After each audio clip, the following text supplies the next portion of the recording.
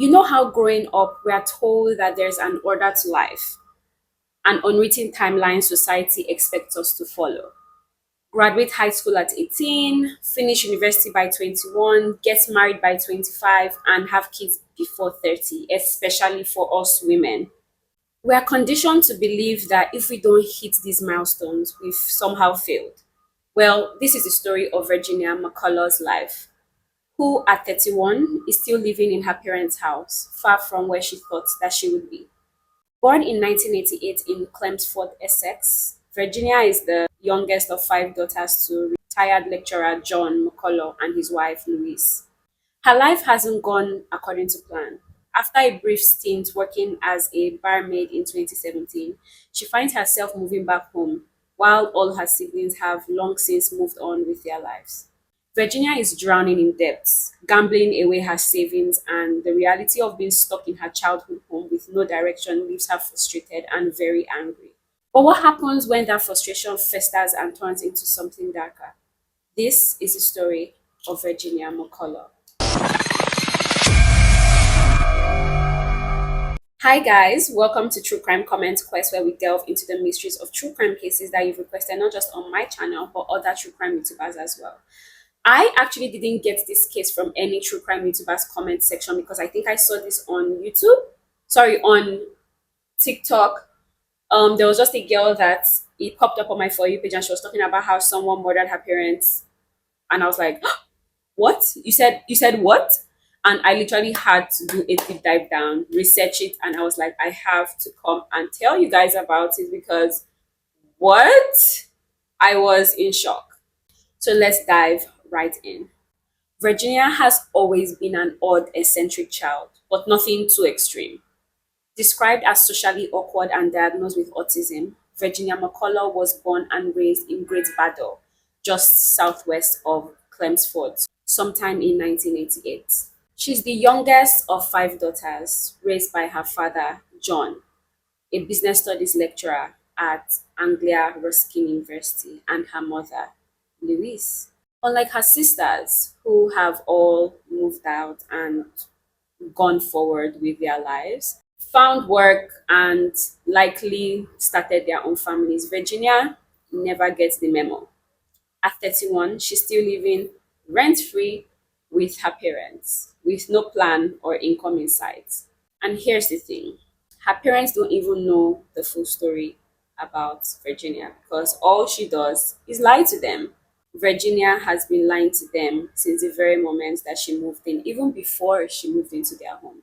To them, she's a well qualified, hardworking woman on her way to becoming a successful artist with promising financial rewards in the future. But her parents don't seem to care that she's living with them and spending their money. After all, she's still their daughter. Even if she hasn't figured things out like the rest of her siblings, she's still loved by them. John and Louise McCullough, now in their 70s, are not in great health. John, 70, suffers from hypertension, type 2 diabetes, high cholesterol, and glaucoma. Louise, 71, struggles with agoraphobia and traits of obsessive compulsive disorder. They rely heavily on Virginia as their caregiver. In exchange for managing their health and finances, her father gives her some money, but that isn't enough for Virginia. She has a gambling problem, bad spending habits, really, and all of the financial vices you can literally ever imagine. And whose money funds those vices? Her sick parents. She takes out loans and racks up nearly £60,000 in credit card debt, all in their names. When her parents start noticing the missing money, she has excuses lined up, claims of fraud, hacking, or bank errors. She even lies about having medical issues and forges documents to cover her tracks. Virginia is a skilled liar, and according to her sister, a compulsive one. If lying could make money, maybe she wouldn't still be living in her parents at 31. I'm sorry, that was very mean to say, but like I mean, she's just something else. In March 2019, Virginia begins feeling trapped by her parents and just wanting to break free. You know that feeling when you don't want anyone checking your every move or telling you how to live your life? It's suffocating. Trust me, I would know that. I would know that because I'm still kind of living with my parents here and there. But I am not Virginia or would ever do anything like Virginia. Virginia is crazy. But most of us get it. There's always something we love to do, but with our parents around, it's a hard no. So what do? We get our lives together and move out so we can live how we deem fit, right? Well, not Virginia. Instead, she begins entertaining the idea of ending their lives to finally live the way that she wants. In May of 2019, Virginia obtains a large amount of prescription medication, buys a knife, and even picks up tools for crushing tablets. She starts slipping small doses into her parents' lunch, testing out how effective her plan is. By this point, her financial mess is catching up to her, and hiding her debt from her parents is becoming impossible. On June 17, 2019, she mixes a lethal cocktail of prescription drugs and slips it into her parents' drinks. John downs half of two glasses of the concoction, and by the next morning, Virginia finds him dead in bed. Louise, who doesn't drink alcohol, receives a weaker dose that doesn't quite do the job.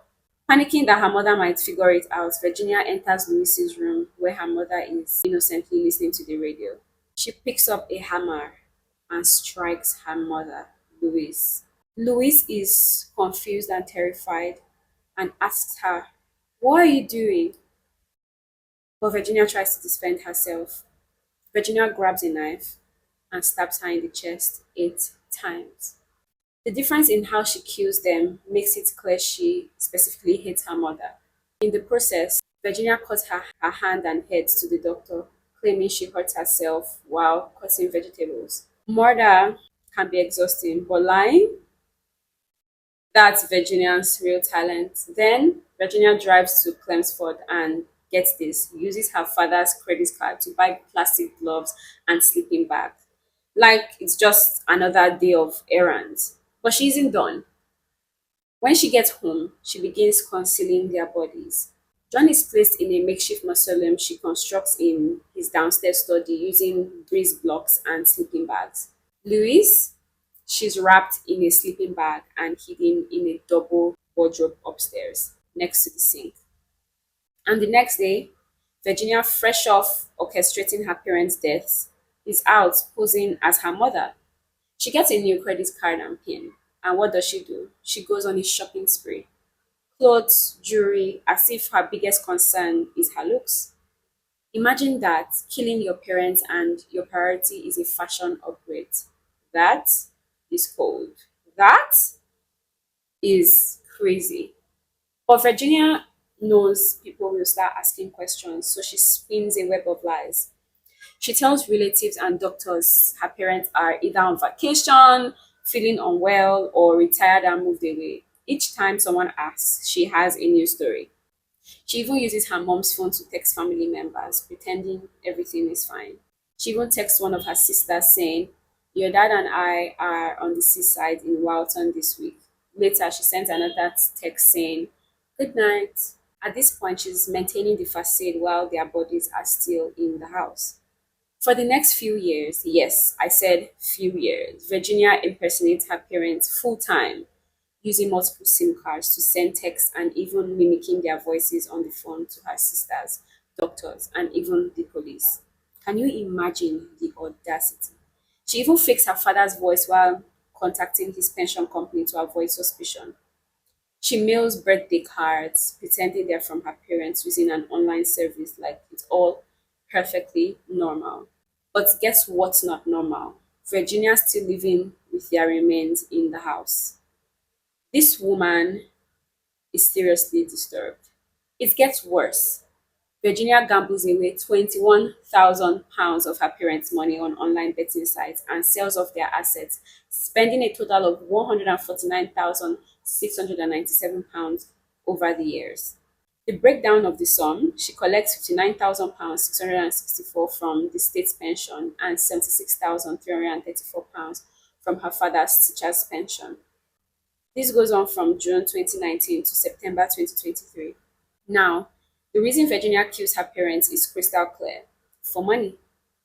You can only imagine the horror and betrayal her parents must have felt in their last moments, especially her mother, who is stabbed multiple times by her own daughter. is even worse that after the first strike with the hammer to the head, our mom still asked, "What are you doing, Virginia?" before she stabbed her multiple times. That is even more heartbreaking to me than her not knowing before she died. Virginia's deception is helped by the COVID-19 lockdowns. With everyone stuck at home, it becomes easier for her to avoid attention.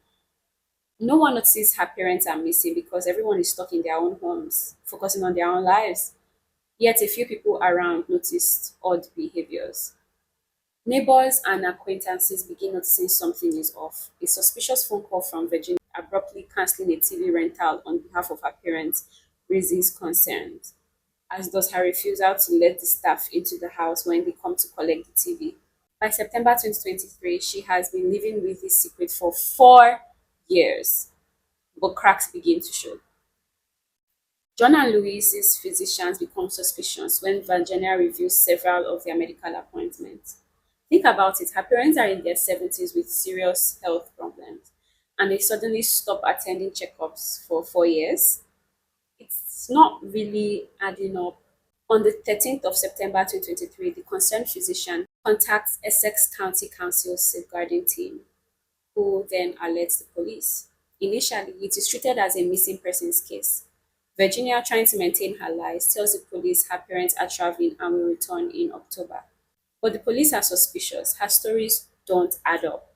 By September 15th, the police obtain a search warrant and break into Virginia's home, uncovering the horrifying truth.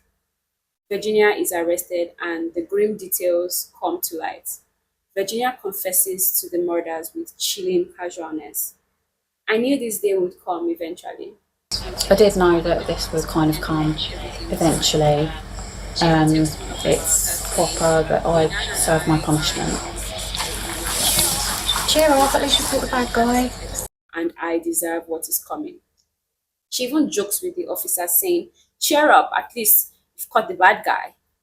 When asked how she killed her mother, she described it with eerie detachment, comparing the sound of the hammer blows to someone badly playing by the xylophone. Virginia also reveals the locations of the murder weapons, a knife and a hammer, still covered in dried blood. She's charged with 2 counts of murder and appears before magistrate on September 18th, 2023, where she's remanded in custody. The very next day, she faces Basildon Crown Court, like through video link from Peterborough's prison. Judge Samantha Lace schedules a plea hearing for December 1st. At her claimed fourth Crown Court hearing on September 1st, Virginia doesn't enter a plea. Essex coroner Michelle Brown opens an inquest into the deaths. The sordid details emerge. Louis McCULLOUGH died from multiple stab wounds to the chest, while John's cause of death is still under investigation. Virginia appears again through video link on February 9th, 2024, still remanded in custody, awaiting her next court appearance on March 1st. The tension builds as her fate hangs in the hands of the court. On the 1st of March, the court finally set her trial for October 7th, 2024. But as the date approaches, Virginia does the unexpected. On July 4th, she pleads guilty to both murders, with sentencing scheduled for October 10th. Fast forward to October 11th, and we're in the courtroom with Mr. Justice Johnson presiding. The prosecution is led by Lucy Weldon Casey, while Christine Agnew Casey handles the defense. It's all about to go down. Wilding doesn't hold back. She reveals that Virginia had been actively engaged in fraud and deception long before the murders. Both Virginia and her parents were deep in debt. After killing them, Virginia focused on covering her tracks and cashing in. She continues to collect her father's pension, maxes out credit cards, and even pretends to be her father in phone calls to open more accounts. And just 2 days after the murders, she's already planning home improvements and not the usual kind. Virginia orders 40 building blocks, cement, gorilla tape, and stepladder from B&Q. She wasn't redecorating, she was building a tomb for her father. Wilding paints a vivid picture for the court. John McCullough's tomb was constructed in the corner of a room using masonry blocks held together with white filler. Virginia covers it up with wooden panels, blankets, pictures, and paintings as if trying to disguise the horror. John's body is wrapped in a sleeping bag and hidden beneath 11 layers of plastics and other materials. It is calculated and grotesque. She meant to do what she did. It's like she planned weeks, months ahead, and finally got the courage on that day to finally kill her parents. Wilding also talks about how the COVID-19 pandemic worked in Virginia's favor. With lockdowns and limited medical visits, Virginia had a stroke of luck that kept her charade going longer than it should have. After her arrest, Virginia tries to spin a new tale, claiming her parents were abusive. But her siblings shut it down, calling it lies and a disgusting misinterpretation of her family. No one is buying her story. Her defense attorney, Christine Agnew Casey, takes a different approach, arguing that Virginia had been her parents' primary caregiver for years. Both had serious health issues, and according to Agnew, Virginia's quick confession was her way of sparing her family more pain. The court also hears that Virginia had been diagnosed with paranoia and autism. And Agnew emphasizes that this isn't an excuse but rather an explanation for her extreme behavior. Finally, the hammer drops. Justice Johnson sentences Virginia to life imprisonment with a minimum of 35 years before she can even be considered for parole. This means she won't be eligible for release until October 2059. Ironically, when she'll be 71, the same age as her mother when she killed her. Johnson doesn't mince words, telling Virginia that she robbed her parents of their dignity in death and shattered the trust between parent and child. But oddly, he stops short of giving her a whole life tariff. Why? Because while her crimes were horrific, her early confessions and guilty plea were mitigating factors. No life without parole. Still, he makes it clear. Her mental health conditions doesn't lessen her responsibility much. These murders were about one thing and one thing only: money. Virginia had been exploiting her parents financially for years before finally ending their lives. Now, Virginia is detained in a homely prison in HMP Peterborough, where she will serve her 35 years sentence for the murders of John and Louise McCullough. Whew, this case was just absolutely crazy. I cannot believe that she lived with her parents' bodies for 4 years. And knowing that she had four other siblings, I wonder how they didn't notice. Fine, for the, the police, the appointments, I can understand that COVID helped cover it up, but the family members, I mean, how did they not even try to check up on their mom for 4 years? Okay, man, I mean, it happens, but like, not one person suspected. I would have expected that it to be one of the family members that felt something was fishy, but the fact that it had to be a doctor is absolutely crazy. I am not even going to freaking lie. I just hope that she, you know, gets punished the way that she is supposed to. And like, I hate the fact that she tried to spin it and make it seem like her parents were abusive. Like, why are you trying to do like the Menendez brothers? Like, what do you think this is?